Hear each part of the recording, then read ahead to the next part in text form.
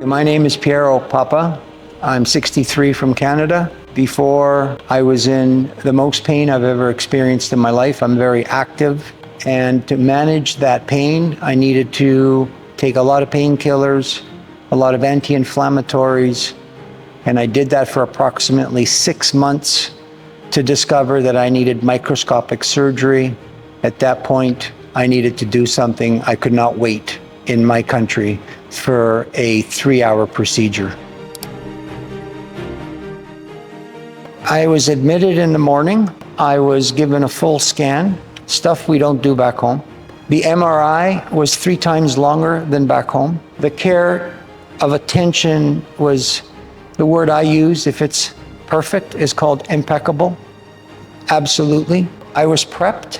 I was instructed what was going to happen, the amount of time, and I was put to sleep. Surgery, I woke up 5 hours later in a beautiful environment, wheeled up to my room one night, and I walked out with crutches 30 hours later.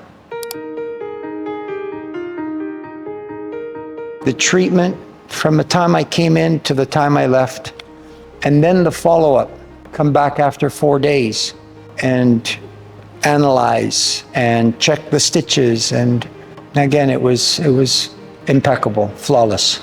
I have no crutches, no cane.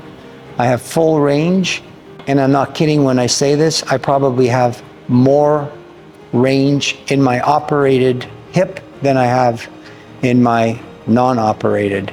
Cross both, I can cross. This is my operated leg, and this is crossing it over.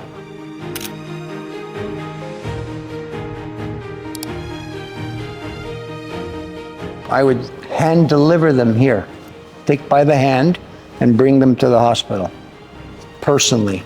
Everything, this experience was 5-star. I have made that very clear to my friends back home. I'm not sure if this is appropriate for me to say, but quite a few individuals, my friends, when I told them what I was going to do, they have no idea. They have no idea that you guys are way more advanced than we in the Western parts of the world. We have private hospitals too, but the service is maybe half of the service I received here. I say that kings and presidents get this kind of service. So of course I will tell people, don't even think about it. I was consulting with my own doctor back home. I would get my reports and send it to him. It was my doctor that said, you're there, do it. Here I am. Thank you guys. Go for it. All righty.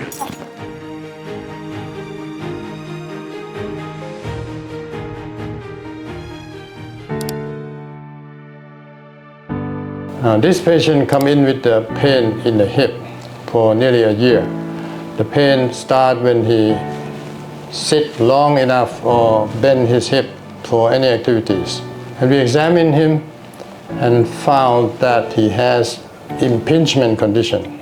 Impingement of the hip is not the most common cause of hip pain, but it requires specific treatment to prevent the hip to damage and end up with arthritis. Now, if you look at the socket of the hip here, the labrum is the extension of the socket. If you grab the head to control the stability, when the patient have a tear of the labrum here, in this particular patient, he has a bump here that developed when he was young. When he has a tear here, we have to repair the tear before arthritis develop. The tear normally start here. If we magnify this image into here, you have the labrum extension, and the tear will extend along the labrum. We have to intervene before this tear cause extension of the tear to destroy the cartilage in the socket. So this is how we treat the patient. We put a small camera in the joint. This is a cartilage on the femur, on the ball, and this is a socket. You can see that the tissue in this age group, 60 plus, is not very strong. So the technique to repair this, we have to make a more special type of suture. So we repair all the frayed tissue and make it a firm, functioning labrum again. We use arthroscope because arthroscope allows us to work precisely, especially we don't want to cut any muscle. This will make recovery faster. This patient, we let him walk the next day. He walked with crutches, of course, but he can go anywhere. And within 2 weeks, he was walking normal. 1 week after surgery, he said he can sit, he can move his hip to any position. He's now went back to Canada. So if you have hip pain, even the pain at the hip mostly come from the back. The minority of the patients that have pain at the hip that come from the joint pathology, for example, labral tear, can end up with very bad consequence. This happens normally in a young population, 20 to 40, 50. But if you are an elderly patient, 60 plus, but you're still strong, and you have any twist, any minor bang on furniture, then you may end up with fracture.